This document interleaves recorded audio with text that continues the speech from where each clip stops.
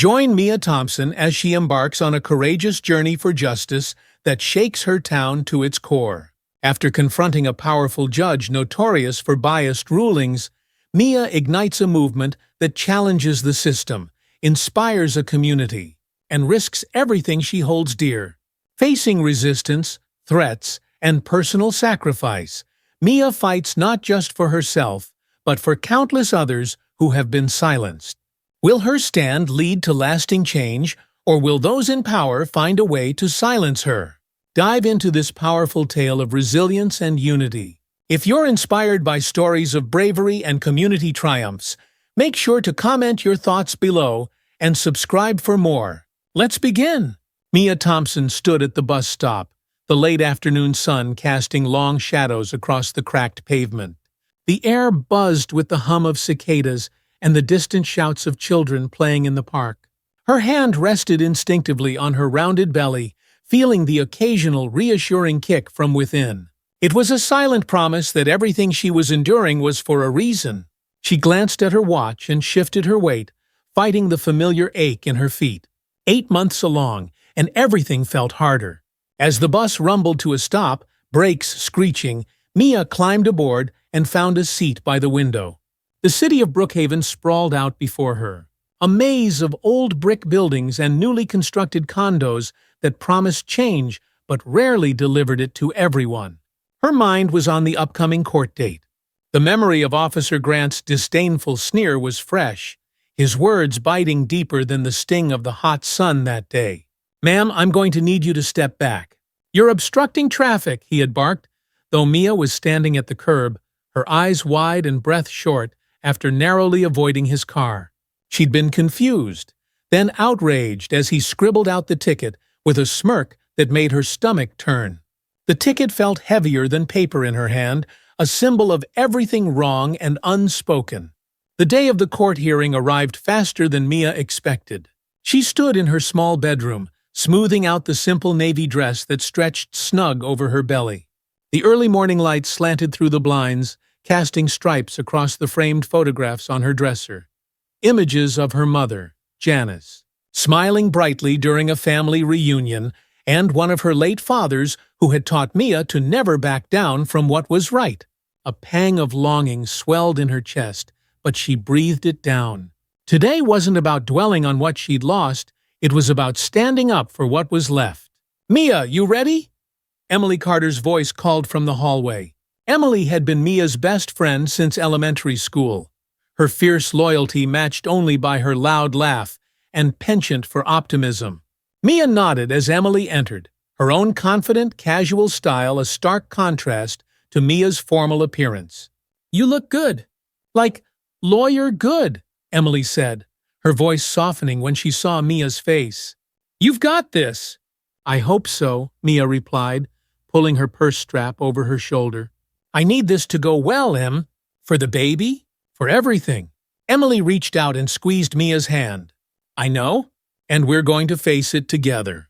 The courthouse loomed large and impersonal as Mia and Emily walked inside.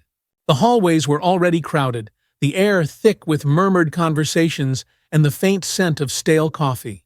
Mia's heart drummed a frantic rhythm, but she kept her head high, the practiced smile glued to her face. In courtroom B, Judge Reynolds presided, a man whose name was whispered in both fear and contempt among those who knew. He was known for his sharp tongue and sharper judgments, particularly in cases involving people like Mia. The seats filled quickly, and Mia could feel the weight of eyes on her as she took her place beside her lawyer, Alex Rivera. His suit was impeccably pressed, and he offered her a reassuring nod. The proceedings began, the formality of the court palpable in the silence. The room buzzed with an energy that felt charged and oppressive all at once. Alex stood to present Mia's side, detailing the unnecessary ticket and the treatment she'd endured. His words were measured, factual, but Mia could feel her pulse fluttering as the judge's gaze settled on her, cold and dismissive. "Miss Thompson," Judge Reynolds said, his tone flat, "what exactly do you wish to achieve here today? Your citation seems straightforward." Mia's mouth felt dry, but she spoke anyway. "Your Honor, I was ticketed unjustly. I was not in the street when Officer Grant nearly hit me. I believe I was targeted for reasons beyond the incident." A murmur rippled through the room. The judge's eyes narrowed, a faint twitch at the corner of his mouth. "Are you implying misconduct, Miss Thompson?" His voice carried a hint of warning. Mia's heart thudded so loudly she was sure others could hear it. She glanced at Emily, who nodded subtly. "Yes, Your Honor. I believe this was not just an oversight." The room fell silent, as if collectively holding its breath. Judge Reynolds leaned back in his chair, eyes cold and calculating. The silence in the courtroom felt suffocating as he measured Mia with a gaze that seemed designed to strip away her confidence. The walls, lined with muted wood panels, felt like they were closing in, each inch thick with tension. "I see," he said at last, his tone clipped. "Mr. Rivera, do you have substantial evidence to support this accusation, or are we indulging in baseless speculation?" Alex Rivera, with his composed manner, stepped forward. "Your Honor, we have a witness willing to testify regarding Officer Grant's pattern of behavior. This case is not just about one ticket, but about the precedent it sets for those who may face similar treatment." Mia's breath caught. It was bold, bringing up the broader implications, but necessary. Her gaze shifted to the back of the room where her mother sat, her expression a mixture of worry and pride. Next to her, Emily clenched her fists in silent solidarity. The judge sighed as if burdened by an unnecessary interruption to his day. "Proceed, but make it quick." The door at the back of the courtroom opened, and a woman walked in. Ava Mitchell, a high school teacher who had her own unsettling experiences with Officer Grant. Ava took the stand, her eyes steady as she glanced at Mia with a small nod of reassurance. "Miss Mitchell, please recount your experience with Officer Grant," Alex prompted. Ava's voice was clear, ringing out with the quiet dignity of someone who had long since learned to stand tall under scrutiny. "Last fall I was driving home when Officer Grant pulled me over for an alleged broken taillight. He questioned me aggressively, made dismissive remarks about how people like me shouldn't be on the road late at night, and ignored my explanations. There was no broken taillight. A mechanic confirmed it the next day." Gasps and murmurs flared up in the audience, but Judge Reynolds silenced them with a sharp rap of his gavel. His expression, however, betrayed a hint of discomfort. Mia's fingers tightened around the edges of the table, the air between her and the judge thick with an unspoken challenge. "Thank you, Miss Mitchell," Alex said. He turned to the judge. "This is one example of a pattern, Your Honor. We believe Officer Grant's behavior extends beyond the confines of this ticket and points to a deeper issue at hand." Judge Reynolds' lips pursed into a thin line. "While your testimony is compelling, we will not be turning this courtroom into a forum for unrelated grievances." His eyes locked onto Mia's, his voice softening but not losing its edge. "Miss Thompson, consider this your warning. Baseless accusations do not serve justice." Mia swallowed, feeling the sting of dismissal. The eyes of the courtroom were back on her, and she felt exposed, vulnerable. But she also felt something else: defiance. Her child shifted inside her, a reminder of why she was here. This fight wasn't just for her, it was for the world her child would inherit. "Your Honor," she said, her voice steady despite the tremor in her hands, "this is not baseless. It's about fairness and about being heard. That's all I'm asking for." The judge looked momentarily startled, as if unused to being directly addressed with such emotion. He tapped his pen absently, then spoke in a tone that suggested the conversation was over. "I will review the statement and make my decision. Court is adjourned." As the gavel fell, the room exhaled collectively. The tension seeped into the corners, mingling with the low hum of conversation starting up. Emily rushed to Mia's side, her eyes wide with a mix of pride and worry. "You did amazing, Mia," she whispered, hugging her tightly. "Thanks," Mia murmured, her own relief laced with apprehension. The hearing was over, but the fight was just beginning. The next morning, Brookhaven buzzed with the aftermath of the hearing. Mia sat at the kitchen table, phone in hand as she scanned messages and social media updates. Support and skepticism mingled in the comments, forming a storm that threatened to spill over into something more volatile. Her mother placed a steaming mug of herbal tea in front of her, the fragrant steam curling up like delicate question marks. "You need to stay strong, sweetheart," Janice said, her voice carrying the weight of battles she herself had fought years before. Mia nodded absently. "I know, Mom, but it's hard not to wonder if I made things worse." Before Janice could respond, there was a knock at the door. Emily burst in, waving her phone like a victory flag. "Mia, you need to see this. The Brookhaven Gazette just published an editorial about your case. It's calling for an investigation into Officer Grant and Judge Reynolds." Mia's eyes widened, heart thumping wildly as she grabbed the phone. There it was, in bold type. "A cry for justice, the case that could change Brookhaven." Mia read the headline again, letting the weight of the words settle over her. The article laid out the hearing's key moments and highlighted Ava Mitchell's testimony. It noted the systemic issues at play, subtly implying that this was more than just one woman's fight. A flicker of hope sparked in Mia's chest. "This is good, right?" Emily asked, leaning forward, her face a mix of excitement and caution. "People are paying attention now." Mia nodded slowly. "It's a start. But attention isn't the same as change." The next few days were a whirlwind of phone calls, emails, and messages from people in the community. Some reached out to express solidarity, sharing their own experiences of discrimination, while others weren't as kind. The support was a lifeline, but the vitriol was a reminder that challenging the status quo would come at a cost. One evening, Mia sat at her desk, compiling stories from those willing to come forward. Each story was unique but echoed a familiar pain: a cashier accused of theft without evidence, a young man detained for suspicious behavior as he walked home from work. The accounts fueled Mia's determination, but they also made her uneasy. This was bigger than her, bigger than just one case. "Mia, honey," Janice called from the living room. "You have a visitor." Mia's heart thudded in her chest as she stood. It wasn't unusual for friends or supporters to stop by, but there was always a flicker of worry. She walked to the door, and her breath caught when she saw Samuel Brooks, the community activist she'd admired from afar. He was tall and wore a deep expression of concern mixed with hope. "Samuel," Mia said, stepping aside to let him in. "I didn't expect to see you here." He nodded, offering a warm smile. "I had to come by. Your case, what you're doing, it's important.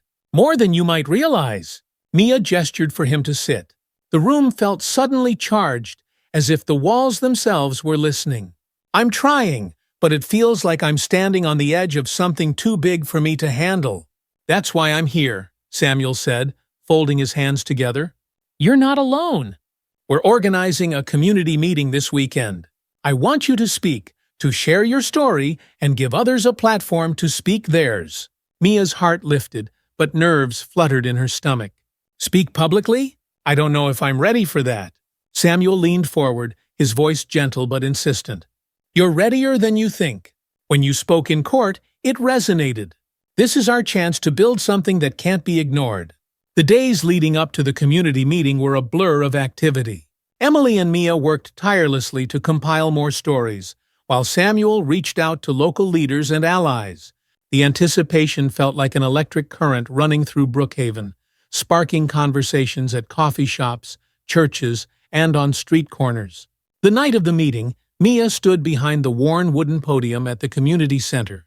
The room was packed, filled with familiar and new faces. Her mother sat near the front, eyes glistening with pride, and Samuel stood at the side, giving her a subtle nod. A low murmur filled the room as people settled into their seats, the anticipation palpable. Mia took a deep breath, feeling the weight of her unborn child's presence. She placed a hand on her belly, drawing strength. "Thank you all for being here," she began, her voice steadying as she found her rhythm. "My name is Mia Thompson, and for too long, stories like mine and yours have been swept aside, ignored, or silenced." A ripple of agreement moved through the crowd. Mia continued, recounting her encounter with Officer Grant and the hearing with Judge Reynolds, highlighting Ava Mitchell's courage in coming forward. "But this isn't just my story," Mia said, looking out over the crowd, making eye contact with as many faces as she could. "This is our story. It's about fairness, dignity, and the right to be heard." It's about making sure that my child, and all our children, grow up in a world where justice is more than just a word." The room fell silent, heavy with emotion. Then, one by one, people stood to share their experiences. A young man, no older than 20, described how he'd been stopped and questioned while jogging. An elderly woman recounted being dismissed in court over a housing dispute because she was too old to understand the law. As the stories poured out, Mia felt a shift in the air. This was more than a meeting, it was a movement. After the last person spoke, Samuel stepped forward. "Tonight, we've heard stories that break the heart, but should ignite the spirit. We can't let this end here. We need to take this momentum and push forward, demand accountability, and show that we won't be silenced." The room erupted into applause, some people clapping, others wiping away tears. Mia felt an unexpected tear slip down her own cheek. For the first time in weeks, she felt hope bloom in her chest, fierce and unyielding. But hope wasn't without its price. The next morning, as Mia sifted through the night's messages, one stood out. It was from an unknown number. "Stop now, or you'll regret it." Her stomach churned, the shadows of fear creeping back in. She showed the message to Emily, whose smile faded into a grim line. "We need to tell Samuel and Alex," Emily said, her voice tight with concern. Mia nodded, steeling herself. The fight was getting more intense, but there was no turning back. Not when so many were counting on her. The days after the community meeting were a flurry of activity. Samuel and Alex strategized ways to push the local government for an investigation into Judge Reynolds and Officer Grant. The stories that had been shared were typed up, printed, and circulated online with the hashtag #RisingVoices, gaining momentum and drawing more attention than Mia could have imagined. But with visibility came resistance. Anonymous threats became more frequent, subtle at first, warnings to "drop it" or "go back to living quietly." Then one morning, as Mia was preparing to meet with Alex, her mother called her to the window. A single piece of paper was taped to the front gate. "This is your last warning." Mia's hands trembled, but anger flared, pushing the fear back. "They think they can scare us into silence," she said, voice steady despite the chill in her veins. Emily arrived moments later, taking in the paper with a mix of worry and indignation. "We're not stopping. We can't let them win, Mia." A knock at the door startled them, but it was only Samuel, eyes sharp with urgency. He took one look at the paper and nodded grimly. "They're getting desperate. That means we're close to something." Samuel's expression was hard, his brows knitted in resolve as he stepped inside. Mia folded the paper and set it down on the table, its sharp edges pointing accusingly at the small group gathered in her living room. The atmosphere was tense, an electric current running between them as they considered their next move. "We need to make this public," Samuel said, breaking the silence. His voice was firm but carried an undertone of caution. "If they're threatening you, it means they're scared of what we're doing. We can't let them silence us now." Mia exchanged a glance with Emily, whose eyes mirrored the concern she felt. "But if we escalate this, won't they come after us even harder?" Emily's voice wavered slightly. Samuel leaned forward, his expression softening. "I know it's frightening, but staying quiet isn't an option. We need to show them we're not afraid." Mia nodded, the initial shock of the threat settling into a simmering determination. She took a deep breath, feeling the familiar flutter of her baby shifting, as if sensing the tension. "We do this carefully. We tell Alex about this. We go to the press with what we have so far." Emily smiled weakly. "Good, because if we don't, we're letting them win, and we can't afford that." The rest of the day passed in a blur of planning and phone calls. Alex Rivera was quick to come over, his jaw tightening as he read the message left on Mia's gate. "This is serious, Mia," he said, his voice low and controlled. "We're dealing with powerful people who aren't used to being challenged." "I know," Mia replied, trying to keep her voice steady. "But we can't stop now." Alex's eyes met hers, and he nodded. "We'll go public. We'll release the evidence we've collected and make sure the community knows what's at stake." The next morning, the community center was abuzz with anticipation. Samuel had arranged a press conference, and local news crews were setting up cameras while community members gathered. their whispers weaving a tapestry of hope and fear. Mia stood at the edge of the crowd, taking it all in. The courage of those who had shared their stories weighed on her, a solemn reminder of why she was standing here. Emily squeezed Mia's arm. "You've got this," she whispered. Mia took a deep breath and stepped up to the podium. The murmurs quieted as she scanned the crowd, finding her mother's face near the back, a beacon of strength. The press cameras aimed at her felt like eyes boring into her soul, but she stood tall, placing a protective hand over her stomach. "Thank you for being here today," Mia began, her voice echoing through the speakers. "I'm here not just for myself, but for everyone who has been silenced, overlooked, or treated unfairly. This isn't just my fight, it's ours." A murmur of agreement rippled through the crowd. Mia's eyes found a young woman who had spoken at the meeting, her expression fierce and hopeful. It gave Mia the courage to continue. "Since I first shared my story, more voices have joined me, each one a testament to the struggles we face. But as we've become louder, so have the threats against us. We will not let fear stop us. We are demanding accountability from those who abuse their power, starting with Judge Reynolds and Officer Grant." The mention of their names sent a shiver through the crowd. A reporter raised her hand, eyes sharp and probing. "Mia, what do you say to those who claim this is a personal vendetta?" Mia's jaw tightened, but she kept her tone measured. "This isn't about personal revenge. It's about justice. It's about making sure that when people come to court seeking fairness, they aren't met with prejudice and bias." Alex stepped forward, holding a folder filled with documents. "We have gathered testimonies from individuals affected by Judge Reynolds' actions, evidence that points to a consistent pattern of behavior. This is more than one case. It's a systemic issue."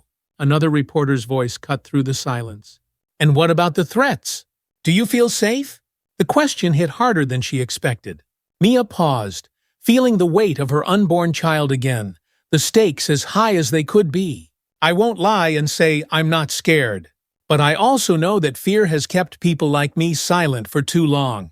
It's time to stand together and say, enough." "Oh!" The room burst into applause, the sound a mix of defiance and hope.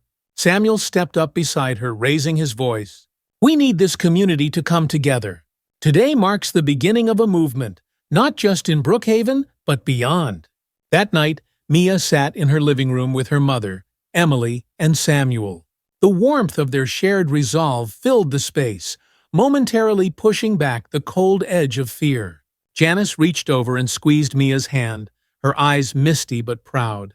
"You're doing good, baby," she whispered. Mia leaned back, the exhaustion of the day seeping into her bones. She glanced at her phone, which buzzed with notifications of support flooding in from social media. People were sharing their own stories, using the hashtag #RisingVoices. It was taking root, but just as relief began to settle in, a new notification popped up, a message from an unknown number. "This isn't over. Watch your back." Her heart skipped a beat, the triumph of the day tempered by the reminder that change wouldn't come without a fight. She locked eyes with Samuel, who had seen her expression darken. "We're in this for the long haul," he said, his voice steady. "And we're ready." Mia took a deep breath, placing her hand over her belly once more. "Yes, we are," she whispered, more to herself than anyone else. No matter what came next, she was ready to face it. For her child, for her community, for justice. The days following the press conference were a blur of interviews, meetings, and a constant stream of messages. Support flooded in from every corner of Brookhaven and beyond, but with it came an undercurrent of hostility. Mia quickly learned that standing up for justice came with a heavy burden. One evening, as the sun dipped below the city skyline, casting long golden rays across her small apartment, Mia sat with Emily, their laptops open and phones pinging with notifications. Samuel had just left after another planning session for the community rally scheduled for the weekend. Mia scrolled through messages, her eyes catching on one that made her pause. "You're making a mistake. Some things are better left alone." It wasn't as direct as the previous threats, but it was enough to tighten the knot in her stomach.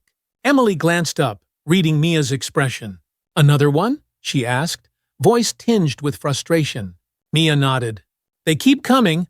It's like every time we push a little harder, they push back. Emily reached across the table and put her hand over Mia's. You're not in this alone. Remember that. They're scared, Mia. That's why they're doing this. Mia wanted to believe that, but the stakes felt impossibly high. Every move she made felt like balancing on a thin wire above a chasm. She glanced at her belly and took a deep breath, finding strength in the rhythmic movements of her unborn child. I know, she said softly, giving Emily a faint smile. I just hope it's enough. The next morning, Mia and Samuel met with Alex at the law office. The normally sterile space was alive with activity as volunteers organized statements and testimonies. The buzz of a photocopier and the steady click of keyboards filled the air, the hum of a community rising to action. Alex motioned for them to join him in a quieter corner of the office. We need to be strategic, he began, spreading out a series of files on the table. The local news station has agreed to run a segment highlighting the testimonies, but they're pushing for a face-to-face interview with you, Mia. Mia's stomach flipped at the thought. Facing a room of supporters was one thing, but speaking on live television, knowing that every word could be scrutinized or twisted, was another. She hesitated, looking at Samuel for reassurance. It's important, Samuel said. It'll put more pressure on the court and show the public that we're serious. This is your chance to control the narrative. Mia nodded slowly. Okay, I'll do it. The interview was scheduled for the following evening. As she prepared, Mia felt the familiar blend of excitement and anxiety. Emily helped her choose a simple but professional outfit, and Janice sat nearby, her eyes following Mia's every movement. You're going to do great, Janice said, her voice strong. You have everything you need right here. She tapped a hand over her heart. Thanks, Mom. Mia smiled, the warmth of her mother's words bolstering her nerves. The news station was bright and sterile, with lights that cast harsh shadows and made Mia's palms sweat. The anchor, a woman named Samantha Fields, approached with a warm smile and a professional handshake. Thank you for agreeing to do this, Mia. We're looking forward to sharing your story, Samantha said, her tone sincere. Mia took her seat under the blinding studio lights, the camera lenses pointed at her like unblinking eyes. The countdown in her ear felt eternal, but then the red light blinked on, and it was time. Good evening, Samantha began, turning to face Mia. Tonight, we have Mia Thompson, whose case has sparked conversations and calls for justice throughout Brookhaven. Mia, can you tell us why you chose to take this stand? Mia swallowed, willing her voice to be steady. I chose to stand up because this isn't just about me. It's about the people in my community who have been silenced, overlooked, or unfairly treated. We all deserve to be heard and respected, especially in places meant to uphold justice. Samantha's eyes softened, and she nodded. You've mentioned receiving threats since you came forward. How has that affected you? Mia paused, feeling the weight of the question. The threats were real, and each one carried a shadow of fear that lingered in her home, in her thoughts, even in the small, quiet moments when she rubbed her belly and whispered reassurances to her unborn child. It's been difficult, she admitted, eyes locking with the camera. But every time I feel afraid, I remember why I'm doing this. It's for my child, so they grow up in a world that values justice over power. And it's for everyone who has felt voiceless. We can't let fear silence us. The room felt still, the energy crackling like static. Samantha turned back to the camera. Mia Thompson, thank you for your bravery and for sharing your story with us. We'll continue to follow your journey and the community's fight for change. The interview ended, and Mia let out a long breath as the studio lights dimmed. Samantha approached again, this time with a softer smile. You did great, Mia. I think this will resonate. As they left the station, Emily squeezed Mia's arm. You were incredible. This is going to change things, I can feel it. That night, the interview aired, and the response was immediate. Social media exploded with messages of support and stories from people who'd been waiting for someone like Mia to give them courage. The hashtag #RisingVoices trended in the city, reaching further than Mia could have imagined. But as the movement grew, so did the pushback. The next morning, Alex called with urgency in his voice. "Mia, we need to meet." The judge's office issued a statement this morning. Mia's heart pounded as she listened.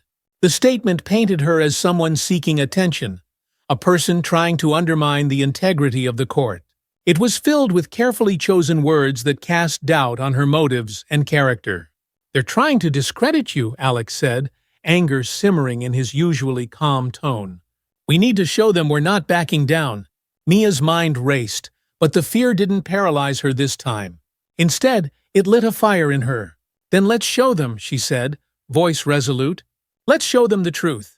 Mia paced her small living room, the early morning light casting shadows that seemed to mirror the battle raging in her mind. The judge's statement felt like a punch to the gut, twisting the narrative and painting her as an instigator rather than a voice for change. The phone in her hand buzzed relentlessly with messages of support and, inevitably, with threats. But one message sent by Samuel stood out. "We need to gather tonight. We can't let this go unanswered." Emily arrived shortly after, still in her work clothes, a crease of worry etched into her brow. "You've seen it, right?" she asked, closing the door behind her. Mia nodded, exhaling sharply. "They're trying to make me look like the villain. We need to respond, and we need to do it smart." They called Samuel and Alex, planning to meet at the community center that evening. The day stretched on, each minute weighted with anticipation. Mia spent the hours speaking with Janice and reviewing the stories they had collected from others who had faced similar treatment in court. Each story was a thread in a larger fabric, and together they formed a narrative too strong to ignore. As the sun dipped below the horizon, the community center filled with people. Some familiar faces, others new. The room buzzed with conversation that hushed as Mia and her friends took the front of the room. Samuel stepped forward first, his deep voice cutting through the quiet. "We are here tonight because we've reached a turning point." The statement released this morning was an attempt to silence Mia, to paint her as someone seeking attention rather than seeking justice. His gaze swept the crowd. "But we know the truth, and it's time to make sure everyone else does too." Mia stepped up, her heartbeat steadying as she met the eyes of those gathered. "I know the statement was meant to intimidate me, to make me doubt myself, doubt all of you. But it won't work." Her voice grew stronger with each word. "We have the testimonies, the evidence. This isn't about one case, it's about a system that needs to change." A ripple of agreement moved through the crowd. Emily stood to the side, holding a stack of printed statements. Stories from people who couldn't be there, but wanted their voices heard. One by one, volunteers read them aloud, each story a testament to the discrimination people faced under the same judge. An older man shared how his small claims case had been dismissed with a sneer and an unfair ruling. A young mother recounted the humiliation she felt when her legitimate custody concerns were brushed aside. Mia felt the emotion in the room reach a peak, swelling as the stories painted a picture that was impossible to ignore. She noticed Alex taking notes, his face set with determination. "We'll compile all of this," Alex said, raising his voice to address the room. "We'll make sure it reaches the right people, the press, oversight committees, and even state representatives." A woman in the back stood up, her voice trembling but fierce. "We're with you, Mia. We've been waiting for someone to stand up, and we won't let you stand alone." The room erupted into applause, the sound filling the space with warmth and resolve. Mia's eyes stung, but she blinked away the tears. This was bigger than her, and they were ready to fight together. The next morning, the stories compiled from the meeting were sent to local and state news outlets. Articles began to surface, each one shining a brighter light on Judge Reynolds and the systemic issues Mia had been fighting against. The response was louder than anyone had anticipated. More people stepped forward, emboldened by the movement, and the hashtag #HashRisingVoices gained even more traction. But not everyone supported the movement. A local commentator known for his polarizing opinions released a segment criticizing Mia, calling her reckless and accusing her of trying to bring down a respected judge for personal gain. The video circulated widely, its tone designed to undermine everything Mia had worked for. Mia watched it in her living room, the words laced with derision ringing in her ears. Her mother placed a reassuring hand on her shoulder. People who fight for change always face this. But you're not alone, Mia. Emily, who had been scrolling through the comments on the segment, slammed her phone down. This is ridiculous. They're trying to discredit you, just like they discredit anyone who speaks up. Samuel's voice on the phone was a balm to Mia's fraying nerves. Don't let this shake you. We'll respond with facts. Let's organize another press conference, this time with witnesses sharing their stories on camera. Mia took a deep breath, finding her center. Yes, let's do it. Days later, in front of the courthouse, Mia stood beside Samuel and Alex, flanked by a few of the people whose stories had strengthened the movement. The crowd gathered, journalists jostling for a better view. Cameras flashed, recording devices poised to capture every word. Samuel stepped forward, introducing the event. We're here today not just to speak, but to show that our voices won't be diminished by attempts to discredit us. This is not a campaign against one person. This is a call for justice. Mia took the microphone, looking out at the sea of faces. Some were familiar, some skeptical, but many wore expressions of hope. Today, we're sharing stories that can no longer be ignored, Mia said, motioning to an elderly woman standing next to her. Mrs. Ramirez was denied fair treatment when trying to secure basic rights for her family. The woman stepped forward, voice shaking but determined as she recounted her experience. One by one, others shared their stories, each testimony chiseling away at the wall of doubt that had been built against them. The crowd grew restless, some with indignation, others with newfound understanding. As the event concluded, a young reporter approached Mia, his expression thoughtful. "What do you hope comes next?" Mia smiled, though it was tinged with the weariness of the past weeks. "I hope for accountability. I hope for a future where people don't have to fight so hard to be heard. And most of all, I hope this makes even one person feel like they're not alone." As the crowd began to disperse, a voice called out. It was soft at first, but grew louder as more people joined in. "Rising voices! Rising voices!" The chant swelled, filling the air with a sense of unity and power that resonated deep in Mia's chest. This was far from over, she knew. The road ahead would still be fraught with challenges, and Judge Reynolds would likely push back harder than ever. But in that moment, standing amidst her community, Mia felt ready. They were in this together, and together they would push for justice. The courtroom was quiet when Judge Reynolds entered for the next hearing. The sun filtered through the narrow windows, casting sharp beams that highlighted the dust particles dancing in the air. The crowd, now filled with even more people than before, shifted with anticipation.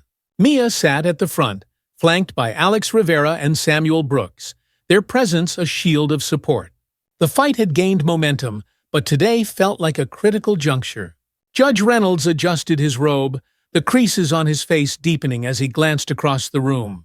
His eyes lingered on Mia, hard and unreadable. The subtle tightening of his jaw told her he felt the pressure mounting against him. "We're here to review new evidence presented by the plaintiff, Miss Mia Thompson," he announced, his voice steady but lacking its usual dismissiveness. The weight of the public eye had clearly influenced him, even if he wouldn't admit it. Alex stood, his stance confident. "Your Honor, we would like to submit witness testimonies that highlight a broader pattern of discriminatory practices overseen by this court." Murmurs rippled through the crowd, and Judge Reynolds tapped his gavel. "Order in the court!" he snapped, but the usual authority in his voice was laced with strain. The first witness stepped forward. Mrs. Ramirez, the elderly woman from the press conference. She took the stand, her hands shaking slightly as she settled into the chair. The courtroom held its breath as Alex guided her through her story. She spoke of how her case, involving basic housing rights, had been dismissed without consideration. The judge hadn't even met her eyes, she said, treating her as though she were invisible. Next came John Ellis, a former construction worker who'd been denied fair compensation in a workplace injury claim. His voice was low, gravelly from years of hard work, but the emotion behind his words was clear. He recalled the indifference with which the court had handled his case, how he'd felt defeated before he even stepped into the room. Mia watched as each witness shared their experiences, their voices weaving a narrative that had been silenced for too long. Each story resonated with the crowd, tightening the coil of collective frustration and empathy. "Your Honor," Alex said after the final testimony, his voice strong, "these stories represent more than isolated incidents. They indicate a pattern of bias that undermines the integrity of this court." Judge Reynolds shifted in his seat, his gaze flicking to the gallery where journalists scribbled furiously. The air crackled with tension, thick enough to make Mia's pulse pound in her ears. "Mr. Rivera," the judge said, his voice cutting but faltering at the edges, "you are suggesting an accusation that holds serious implications. This court has always upheld the principles of justice." Mia felt a surge of anger bubble inside her. How could he stand there, cloaked in authority, and pretend fairness when it had been so painfully absent? She leaned forward, catching Alex's eye, and he nodded subtly. "Your Honor," Mia said, her voice steady, "we are not here to defame the court. We are here because we believe in what justice should be. We are here because the people who come to this courtroom deserve to be treated with respect and impartiality." The judge's face hardened. "You are testing the limits of this court's patience, Miss Thompson." "No, Your Honor," Mia replied, her voice unwavering. "I am testing the limits of its conscience." A wave of whispers surged behind her, the crowd unable to hold back its response. Judge Reynolds slammed his gavel, but the sound was swallowed by the charged atmosphere. "The court will review the evidence further," the judge announced, his tone clipped, signaling the end of the session. "This matter is adjourned until next week." The room exhaled, people standing and murmuring among themselves. Mia turned to Alex, who placed a reassuring hand on her shoulder. "You did well, Mia. This isn't over, but you made them listen." Samuel stepped in, his eyes full of pride. "They can't ignore this anymore. The momentum is on our side." Outside, the crowd had gathered, larger than Mia had ever seen. The chants of rising voices filled the air, their combined power lifting her spirits. Reporters pushed in, microphones thrust forward as questions spilled out. "What happens next, Mia?" one of them called. Mia took a moment, letting the energy of the crowd seep into her. "We keep pushing. This is about change, and change doesn't come overnight. But we're here, and we're not backing down." That evening, the local news broadcasted the day's proceedings, highlighting the powerful testimonies that had been heard. The faces of the witnesses, their voices cracking with emotion, played on screens across Brookhaven. Messages of support flooded in from across the state, and even nationally, with people using #Rising Voices to share their own stories of discrimination and injustice. But with the increased attention came renewed threats. Another anonymous message pinged on Mia's phone late at night. "You're stirring up trouble you won't be able to handle." She stared at the screen, the words cold and detached, a stark contrast to the fire she felt in her chest. Janice, who had stayed with Mia through the evening, watched as her daughter's expression darkened. "What does it say?" she asked, voice steady but worried. Mia swallowed, locking eyes with her mother. "It's another threat. But we can't let this stop us, Mom. Too many people are counting on this." Janice's face softened, pride and fear mingling in her eyes. "I know. Just promise me you'll be careful." "I will," Mia said, more to reassure her mother than herself. As the days passed, Samuel and Alex worked tirelessly to compile additional evidence, reaching out to advocacy groups and legal experts who could amplify their cause.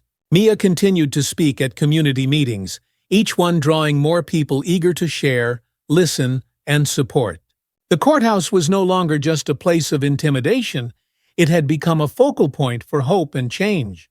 Judge Reynolds issued a public statement denying bias, stating that his court had always operated within the law, but his words rang hollow to many. The testimonies, the stories shared, and the visual unity of the community were too powerful to be dismissed as mere accusations. At one rally, a young woman named Tara Green, who had never spoken publicly before, took the microphone. Her voice shook at first, but her resolve grew with each sentence. "I was afraid to come forward. I thought no one would believe me. But seeing all of you here, standing together, made me realize that we have strength in numbers." Mia watched from the side, tears pricking her eyes as Tara's words were met with resounding applause. The movement was bigger than she had ever imagined, fueled by voices that refused to be silenced. Weeks later, news came that a state-level review of Judge Reynolds' court was being initiated. The announcement sent shockwaves through the community.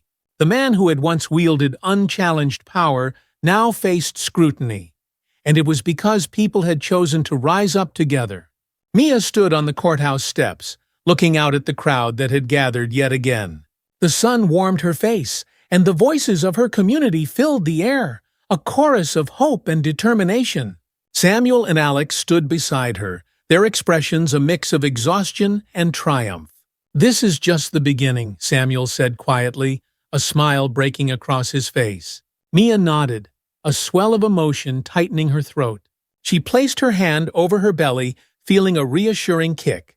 This fight had started with a single voice, but now it was a symphony. And it was far from over. As she looked out at the sea of faces, she knew that whatever came next, they were ready for it. Together. Mia woke the next morning to sunlight streaming through her window and the muffled sounds of city life just beyond the glass. For a moment, there was peace. But as she stretched and shifted, her phone buzzed on the nightstand, shattering the temporary calm. She grabbed it, eyes scanning the screen. A news alert lit up with bold letters. "State investigation opens against Brookhaven judge amid allegations." She sat up, heart pounding. It was real. The state had officially launched an investigation into Judge Reynolds. The previous weeks had been a whirlwind of community meetings, press conferences, and late nights spent compiling evidence and coordinating with Alex, Samuel, and the growing network of supporters. But this was the tangible outcome they had hoped for. The first sign that their efforts had cracked the wall of power protecting the judge. Janice appeared at the door, holding a steaming mug of tea. "I saw the news," she said, a smile creasing her face. "You did it, Mia." Mia took the mug, the warmth seeping into her palms. "We did it, Mom. This isn't just me. This is everyone who stood up." The hours that followed were filled with phone calls and congratulatory messages. Emily stopped by with a box of donuts, her expression one of exhilaration. "I'm telling you, this is huge," she said, practically bouncing as she set the box down on the kitchen counter. "The news channels are all over it, and people online are going wild." Mia chuckled, the tension of recent weeks loosening a little. "Yeah, but we're not done. An investigation doesn't mean justice yet." Emily's smile dimmed but didn't vanish. "I know, but it's a step, and we need to celebrate those." Samuel called to confirm their next meeting at the community center that evening. It would be a gathering to plan their next move and to keep the momentum going. They couldn't afford to let the attention fade. They had to be persistent, resilient. That evening, the community center was packed. The air buzzed with a mix of excitement and determination. Mia walked to the front of the room, taking her place next to Samuel and Alex. The faces that looked back at her were familiar now. Supporters who had become friends, new faces eager to join, and some who came simply to listen, eyes filled with cautious hope. Samuel spoke first, his voice carrying the weight of leadership. "Tonight, we're here to talk about what comes next. The investigation is a victory, but it's only the beginning. We have to make sure the state follows through and that our stories continue to be heard." A murmur of agreement rippled through the crowd. Alex stepped forward, flipping through a folder filled with documents. "We need to keep gathering evidence. Every testimony matters. The more we have, the stronger our case becomes, not just against Judge Reynolds, but against the system that allowed this to go on for so long." Mia took a deep breath and stepped up to the microphone. "We've come this far because we refuse to be silent, and we can't stop now. If you have a story, share it. If you know someone who does, encourage them to come forward. This is how we create change." The room erupted into applause, and Mia's heart swelled with pride. This was no longer just her fight. It was a shared mission that had taken on a life of its own. The sense of community was palpable, a living, breathing force that pushed back against the fear she had felt in the dark moments when anonymous threats rattled her resolve. A woman stood up from the back, her silver hair glinting in the light. "My name is Marjorie White," she said, voice strong and unwavering. "I've been coming to this court for years, and I've seen what Judge Reynolds does. I'm tired of staying quiet. I want to help." Mia's eyes met Marjorie's and she nodded, gratitude warming her. This was what they needed. People unafraid to break their silence. The next morning, as Mia sat with Samuel and Alex going over more testimonies, a new message appeared on her phone. It was another anonymous threat, but this one was more specific. "Last warning. Keep pushing and you'll regret it." Mia's pulse quickened, and she showed the message to Samuel. He frowned, leaning back in his chair. "This isn't something to take lightly. We need to involve law enforcement." Alex nodded in agreement. "I'll reach out to some contacts. We need to make sure you're protected, Mia." Mia took a deep breath. Fear coiled in her stomach, but she pushed it down. "We knew this would get worse before it got better. We just need to be smart." A week later, the community gathered for a larger rally at Brookhaven Square. It was a bright, clear day, the sky a hopeful blue. The energy was contagious, banners and signs waving with phrases like "Justice for All" and "End Systemic Bias." Mia stood at the podium, the crowd stretching before her, a sea of determined faces. Cameras flashed, and the hum of conversation quieted as she began to speak. "When we started this journey, it was just a handful of us," Mia said, her voice carrying over the crowd. "Now look at us. Look at what we can do when we stand together. This investigation is only the first step.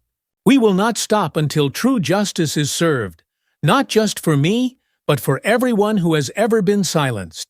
The crowd cheered, the sound swelling and echoing through the square. It was more than noise. It was a promise, a collective vow to keep pushing forward. Suddenly, a commotion at the edge of the crowd caught Mia's attention. A group of people holding signs that read "Stop the Witch Hunt" started shouting. Their voices cut through the cheers, adding a note of discord. One man stepped forward, pointing at Mia. "You're trying to tear down a good man's career," he shouted, eyes blazing with anger. Samuel moved protectively closer to Mia, his body tense. Alex stepped forward, raising his voice over the shouts. "This is a peaceful rally. Everyone has the right to speak, but threats and intimidation have no place here." The counter-protesters simmered down, their mutters blending into the background as the rally continued. Mia's heart raced, but she steadied herself, locking eyes with a young girl in the crowd who watched her with wide, admiring eyes. This was why she stood there, why she endured the fear and the backlash. It was for the next generation, so they wouldn't have to fight the same battles. Over the next few weeks, the state's investigation moved forward. Reports surfaced that other judges and officials were being questioned, and public interest grew. The pressure mounted, not just on Judge Reynolds, but on the entire system that had protected him. One evening, as Mia sat reviewing news articles with Emily and Samuel, her phone buzzed with a call from Alex. His voice was laced with urgency. "Mia, you need to see this. The state just announced that the preliminary findings will be shared next week." Her heart leapt. This was it. The moment they had worked so hard for was within reach. The road had been long and fraught with obstacles, but the thought of real change being possible filled her with a renewed sense of purpose. "We're almost there," Samuel said, clinking his coffee cup against hers in a toast to their shared resolve.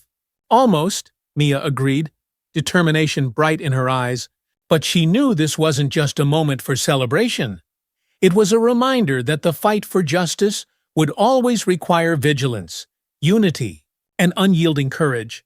The anticipation leading up to the state's announcement was almost unbearable. Mia spent each day in a state of restless energy, switching between hope and anxiety. Every time her phone buzzed, she jumped, half expecting more threats or new developments. Emily stayed close, offering quiet reassurances, while Samuel and Alex worked tirelessly on preparing for whatever came next. The community's support continued to grow, but with it came a heightened awareness of the risks. The threats, though still anonymous, had increased in frequency, each one a reminder that those who resisted change were watching, waiting for the moment they could strike back. Despite it all, Mia's resolve remained strong. The stories they had collected, the voices they had amplified, These were powerful forces that no threat could silence. The morning of the announcement was bright but cold, the sky a clear canvas that seemed to mirror the moment's sharp intensity. Mia stood on the courthouse steps with Samuel and Alex by her side. Journalists gathered, cameras poised and microphones extended like mechanical arms, ready to capture every second. The state official, a stern-looking woman with sharp eyes named Director Elaine Monroe, stepped to the podium, her gray suit crisp and commanding. The murmurs of the crowd fell silent as she began to speak. After careful review and numerous interviews conducted over the past weeks, the preliminary findings of our investigation have revealed a pattern of questionable conduct by Judge Reynolds. These findings indicate a need for further, more in-depth examination and potential disciplinary action. Her voice cut through the air, precise and steady. Our commitment is to ensure that justice in Brookhaven is applied fairly, without prejudice or bias. A collective gasp rippled through the crowd, followed by murmurs and whispers. Mia felt her chest tighten with a mix of relief and tension. This was validation, the first sign that their voices had broken through the walls of power. As Director Monroe continued, detailing the next steps of the investigation, Mia's eyes swept the crowd. She saw hope reflected back at her, along with cautious optimism. But she also caught sight of the counter-protesters from the rally, their faces set in grim determination, a reminder that the battle was not over. Once the announcement concluded, reporters swarmed, firing questions at Monroe, Alex, and Mia. One voice rose above the others, directed at Mia. "Do you think this investigation will lead to real change, or is it just for show?" Mia met the reporter's gaze, her voice steady despite the whirlwind inside her. "I think real change only happens when we don't let up. This is a start, but it's up to all of us to keep pushing, to make sure this isn't just a headline, but the beginning of a fairer system." The days following the announcement were a mix of cautious celebration and renewed focus. Community leaders, including Samuel, planned a series of workshops and meetings to discuss what reforms could look like and how they could advocate for systemic changes beyond just one judge. Mia attended every session, speaking about her experiences and encouraging others to stay involved. But the tension was never far away. One evening, after a meeting at the community center, Mia was walking to her car when she noticed a figure standing under a nearby street lamp. The person stepped forward into the light, a man, older, with a weathered face that seemed vaguely familiar. Her pulse quickened, but she held her ground. "You need to be careful," the man said, voice rough but not unkind. "Reynolds has friends in high places. They don't take kindly to being challenged." Mia's heart thudded, but she forced herself to stay calm. "Why are you telling me this?" The man's eyes softened, just for a moment. "Because change is dangerous, and I've seen too many good people pay the price. Just watch your back." Before she could ask more, he turned and walked away, disappearing into the night. The encounter left her shaken, a reminder that the fight was far from over. When she told Samuel and Alex about it, they exchanged worried glances. "We'll need to be extra vigilant," Alex said, already tapping notes into his phone. "We can't afford to take any chances." The investigation into Judge Reynolds became the catalyst for discussions at the state level about judicial reform. News outlets began airing segments that dissected the complexities of systemic bias in the justice system. Featuring interviews with experts and advocates, Mia found herself at the center of it, invited to panels and discussions that reached far beyond Brookhaven. But as her profile grew, so did the resistance. Articles questioning her credibility surfaced, painting her as an agitator seeking attention rather than justice. One op-ed in a major publication accused her of trying to tear down pillars of stability for personal gain. Emily, always her fiercest defender, ranted as she read the article out loud at Mia's kitchen table. "How can they say that? They don't know you or what you've been through." Mia took a deep breath, the words stinging but not unexpected. "They're scared, Emmy. Change makes people uncomfortable." Samuel nodded in agreement, his eyes serious. "This is why we need to keep going. The louder they get, the more we know we're making an impact." A month into the state's investigation, the pressure on Judge Reynolds intensified. The public findings were released, confirming allegations of biased treatment and misconduct. The state announced that he would be facing a formal disciplinary hearing, and the possibility of removal from his position loomed. Mia stood with her team as the news broke. The relief was palpable, mingling with exhaustion. It felt like a victory, but a complicated one that came with scars and a deeper understanding of the work that still lay ahead. She addressed the crowd that had gathered in the square, her voice carrying a weight that was both heavy and freeing. This is not just about one person or one case. This is about creating a system that serves everyone fairly. We've made a step, but the journey is far from over. The crowd erupted into cheers, the sound washing over her like a wave. As she looked out, she saw faces that had once been strangers, now bound together by a shared struggle. The faces of those who had once watched silently from the sidelines were now part of the movement, their voices lifted in solidarity. And as Mia turned to leave, a sense of resolve settled deep within her. This was just one victory in a long battle for justice, but it was proof that change was possible. Proof that when people rose together, no threat, no system, and no person could silence them forever. Mia placed a hand over her belly, feeling the gentle, steady kick of her baby. This fight was for them too, for a world where fairness wasn't just an ideal, but a reality. And for the first time in what felt like forever, hope didn't just flicker, it burned bright. In the days following the announcement of the disciplinary hearing, Brookhaven buzzed with cautious optimism.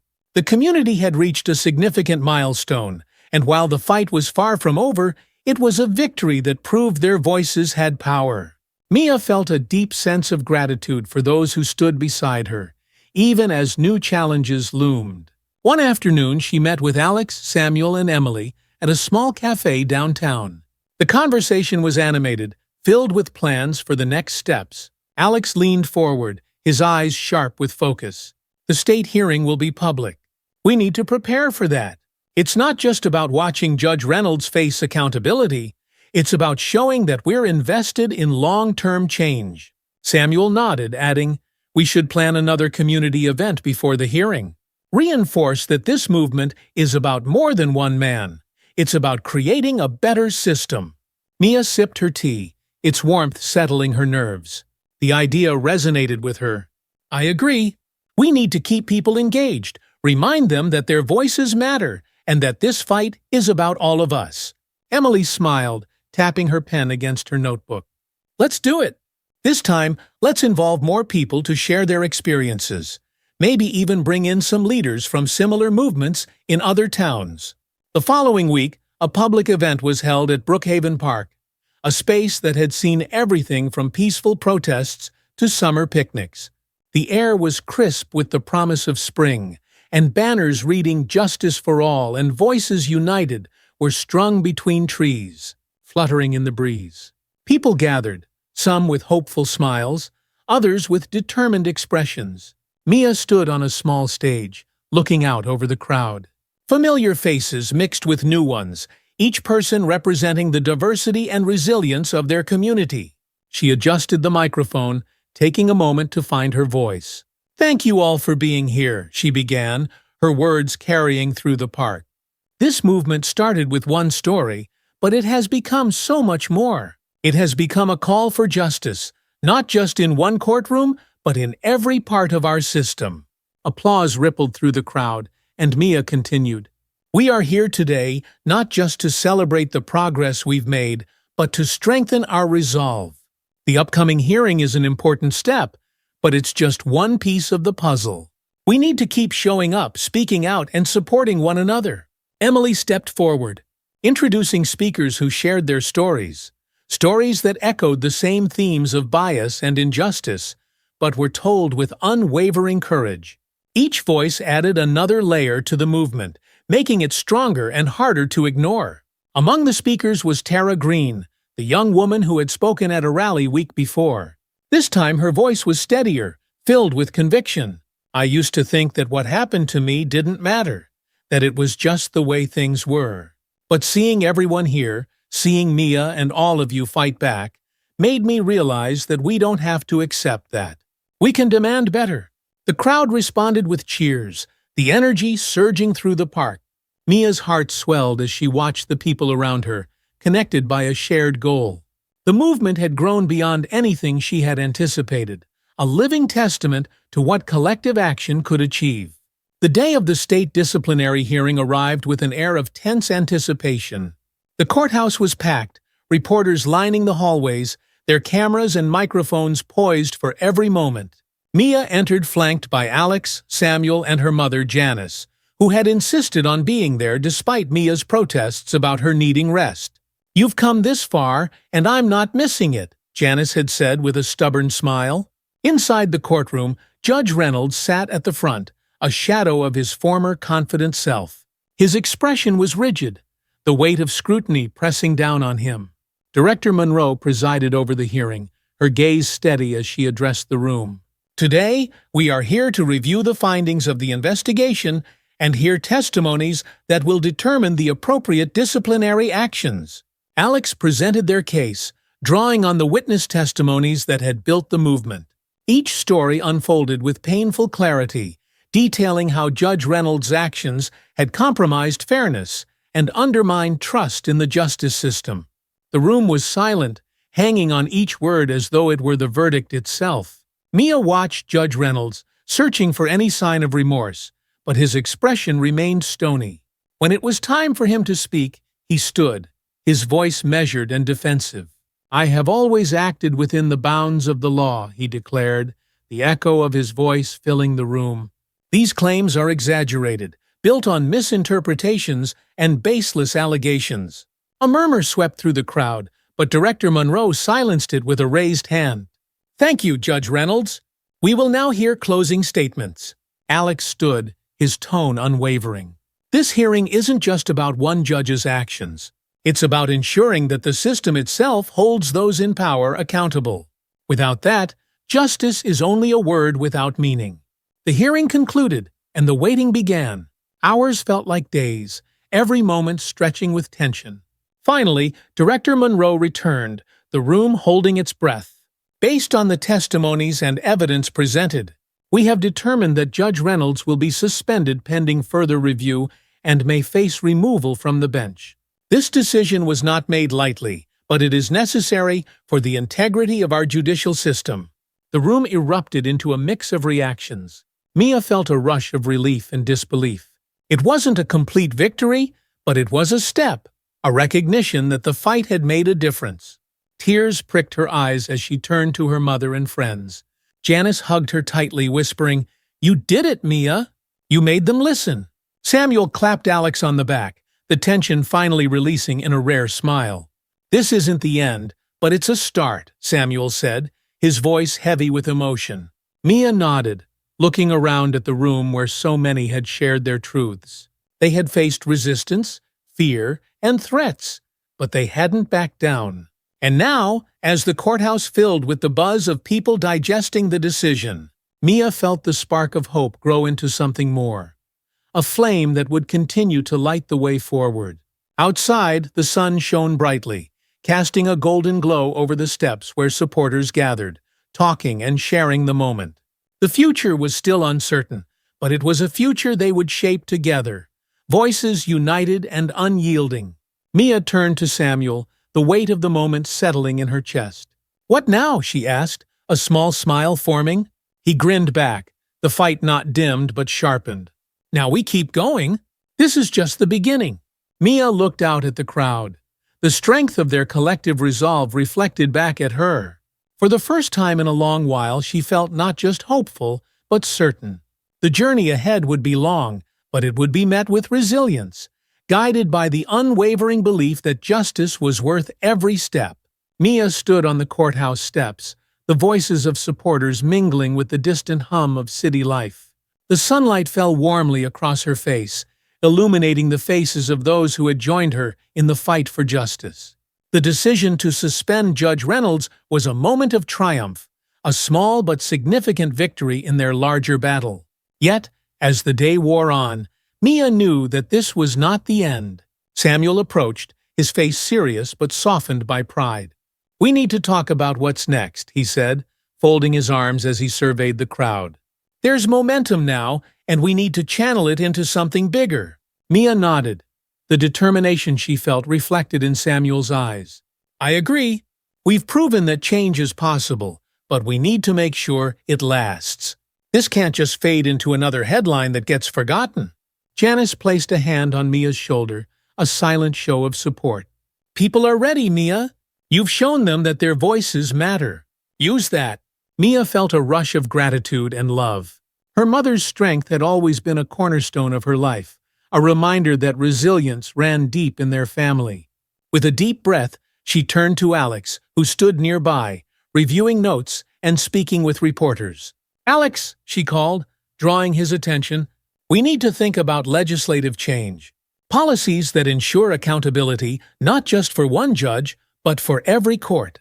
Alex's eyes lit up with understanding. "I've been thinking the same thing. We could push for measures that demand transparency, mandatory reviews, and more robust complaint procedures. But it's going to take time and resources." Samuel stepped forward, already moving into action. "We have the community behind us. Let's organize another town hall. We need to involve local politicians who are willing to back these reforms." The next week was filled with meetings, strategy sessions, and outreach efforts. Emily worked tirelessly to organize another event at Brookhaven's Town Hall, reaching out to community leaders and activists from neighboring cities who had faced similar struggles. The event was not just about celebrating a victory, but about shaping a path forward. Mia spent her days and late into the evenings poring over reports, researching policies, and speaking with advocacy groups that could lend their expertise. The energy that had fueled their movement continued to grow, but so did the awareness of how much further they needed to go. One night, as Mia sat at her desk surrounded by notes and folders, her phone buzzed with a message. It was from an unknown number. "You may have won today, but you're pushing too far. Don't make this worse for yourself." Mia's fingers clenched around the phone, a cold fear creeping up her spine. She sat back, breathing deeply to steady herself. The threats hadn't stopped, and she doubted they would anytime soon. But she knew she couldn't let them break her. This fight was bigger than her fear. She texted Alex and Samuel to inform them of the message. Samuel called immediately, his voice a mix of worry and resolve. "We need to double-check security for the next event. We're not taking any chances." "I'm okay," Mia said, more to reassure herself than him. "We can't let this stop us." "No, we won't," Samuel agreed. "But we'll be smart about it." The town hall was packed, filled with residents eager to see what would come next, and to hear how they could be part of lasting change. The stage was modest, decorated with banners that read, "Accountability Now" and "Justice for All." Mia took her place at the front, her heart thudding with anticipation.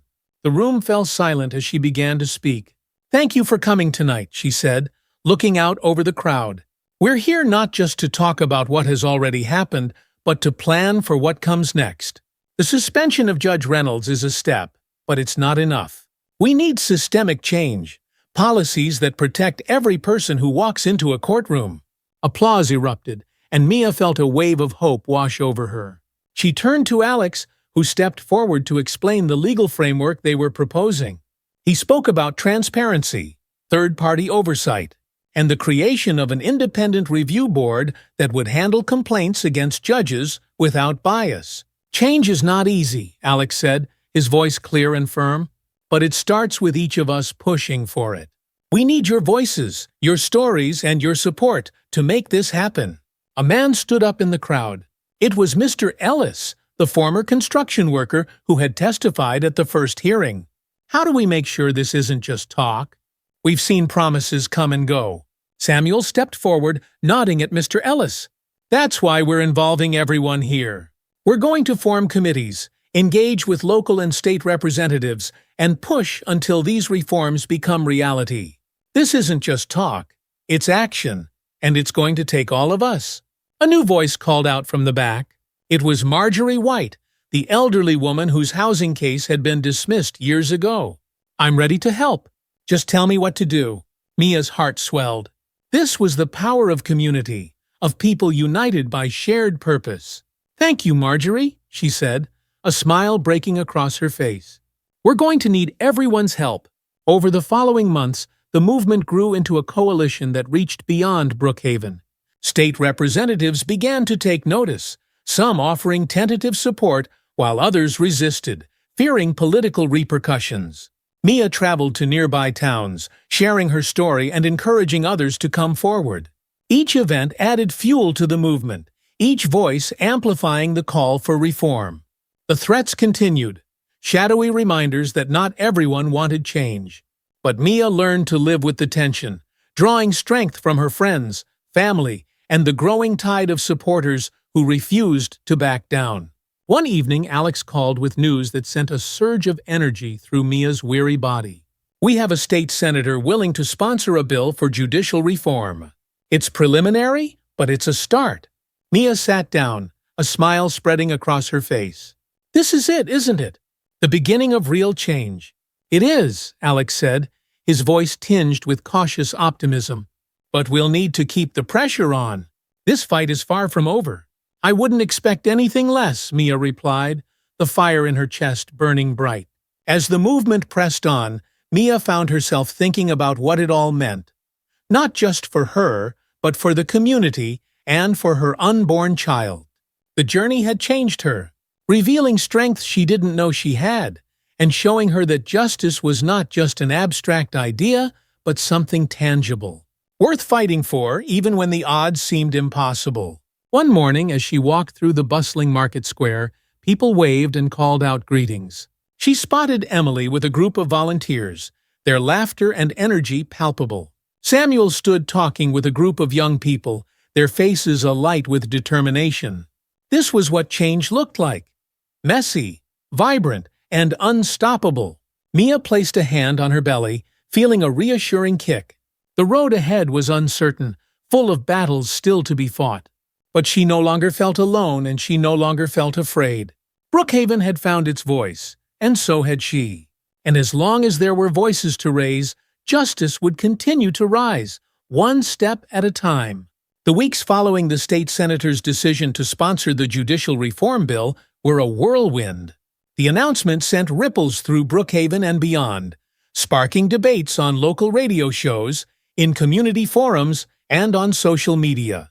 Supporters rallied behind the proposal, flooding the offices of their local representatives with calls and emails urging them to back the bill. The momentum was thrilling, but it also came with new challenges. Mia sat in a meeting with Alex, Samuel, and a small group of community leaders at the town hall. Maps and notes were spread across the large wooden table, detailing the districts and representatives they needed to target with their campaign for support. The room was filled with a mixture of hopeful tension and resolute focus. Alex adjusted his tie, the faint lines of fatigue around his eyes betraying the long hours he'd been working. "We need to make sure every state representative knows that their constituents are watching. If we can show them that supporting this bill is not just the right thing to do, but the popular thing to do, we stand a better chance." Samuel nodded, leaning over the table. "We've secured some airtime on the local news channels to highlight personal stories. Mia, it would be great if you could speak again, especially now that we're pushing for legislative action." Mia felt a familiar mix of anxiety and determination.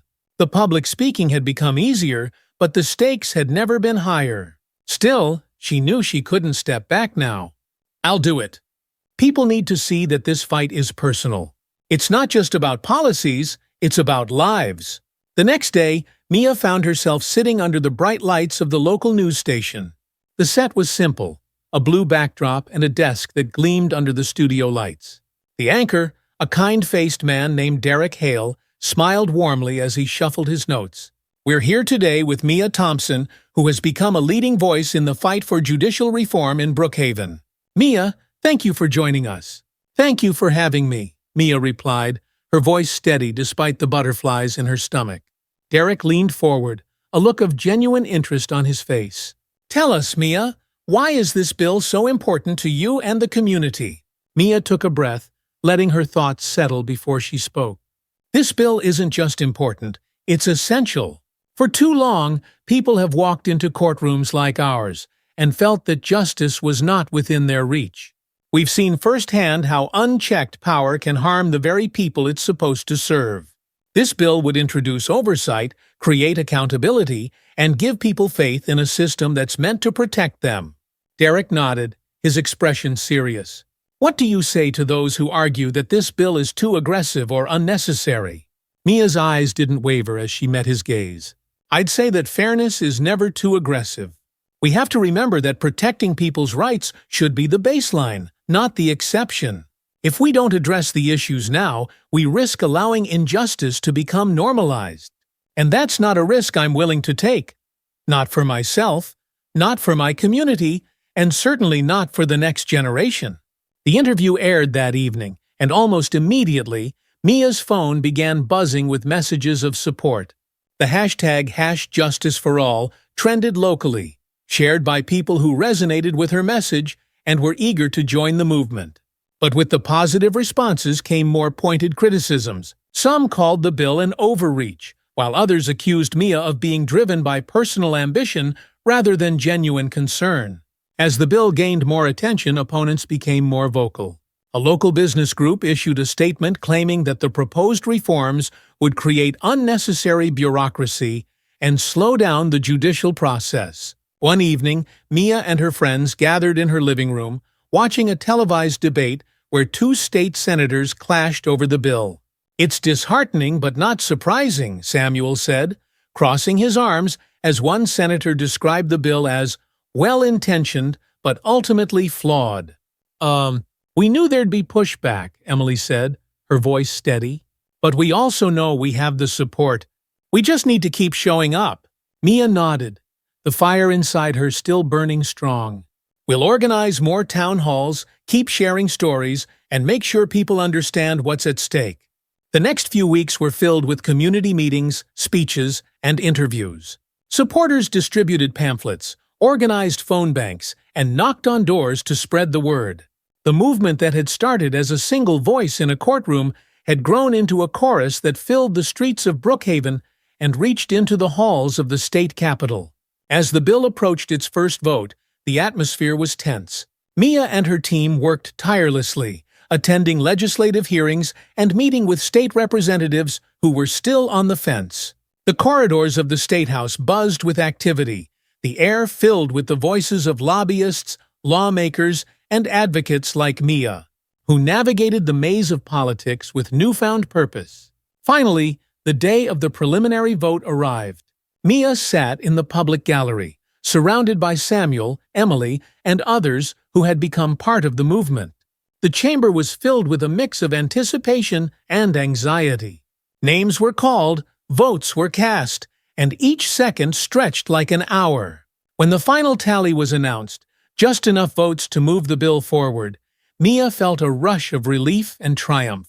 The gallery erupted into cheers, and Samuel clapped Alex on the back with a grin. Emily grabbed Mia's hand, squeezing it tightly. "We did it," she whispered, her eyes shimmering with excitement. Mia's eyes filled with unshed tears as she looked around at the people who had become her allies, her family in this fight. "No," she said, a smile breaking across her face. "We're doing it. And we're not done yet." The preliminary success of the vote spurred a renewed wave of energy through the community. Mia continued to speak at events, her belly growing as the months passed, a living reminder of why this fight mattered so much. The threats and opposition hadn't disappeared, but they had been outshone by the resilience and support of those who refused to give up. One afternoon, while walking through Brookhaven's Market Square with her mother, Mia was stopped by an older man with kind eyes and a weathered face. "Miss Thompson," he said, tipping his hat, "I just wanted to say thank you. I never thought I'd see the day when someone stood up for folks like us and didn't back down." Mia's heart swelled. "Thank you for believing in this, for being part of it," she said, fighting the lump in her throat. As the man walked away, Janice looped her arm through Mia's and squeezed gently. "You've changed things, Mia. Not just for now, but for what comes next." Mia nodded, watching the people of Brookhaven go about their day with a renewed sense of purpose. The fight for justice was far from over, But they had proven that with enough voices, even the most stubborn systems could be challenged. And as long as there were people willing to raise their voices, Mia knew that change would keep coming, step by step.